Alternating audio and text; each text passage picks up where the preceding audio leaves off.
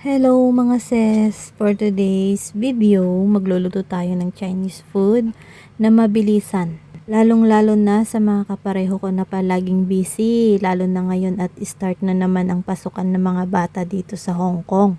So first, nilagay ko muna yung bawang at sibuyas, ginisa-gisa ko na muna yan.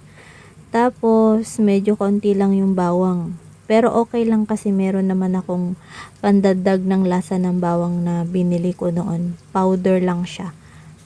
So, gisa-gisa muna natin hanggang sa mag light brown.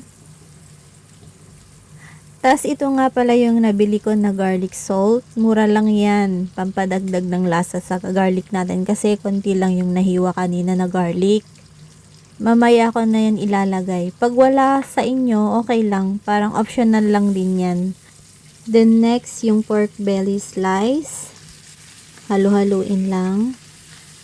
At ang nakakatuwa lang din, yung mga gulay na niluluto ko ngayon, bale tira-tira lang namin. Pinaghalo-halo ko na lang. Then, sinunod ko naman yung mushroom na nilagay. So, kahit anong mushroom ang ilagay nyo, okay lang.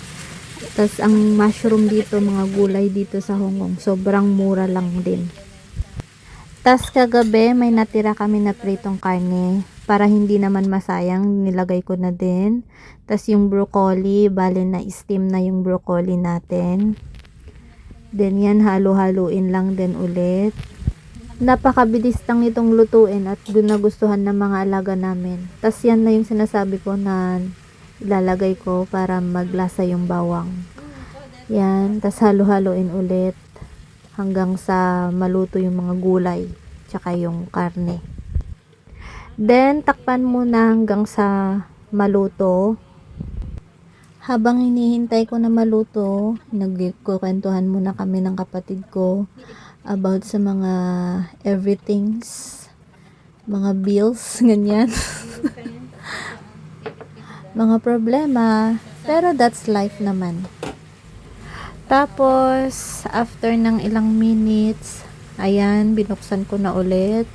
Tapos, chinek kung okay na ba. Next is, yung sauce naman ang ilalagay natin.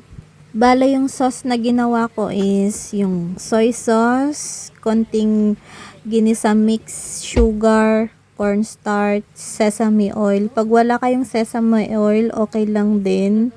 Then, ground pepper, yung white ang ginamit ko. Nilagyan ko ng cornstarch para lumapot. At saka yung konting oyster sauce pala. Kalimutan kong sabihin.